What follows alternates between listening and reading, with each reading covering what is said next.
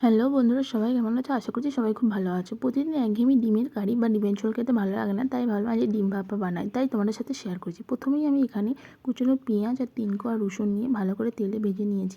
আর এখানে একটু সর্ষে, পোস্ত আর মগজদানা নিয়ে একসাথে ভাজা পেঁয়াজ আর রসুনটা একসাথে বেটে নিয়ে একটা পেস্ট বানিয়ে নিয়েছি। তারপর আমি ডিমগুলোকে সিদ্ধ করে রেখেছিলাম। একে একে নুন হলুদ দিয়ে ডিমগুলো ভালো করে দু টুকরো করে কেটে ভেজে নিয়েছি লাল লাল করে।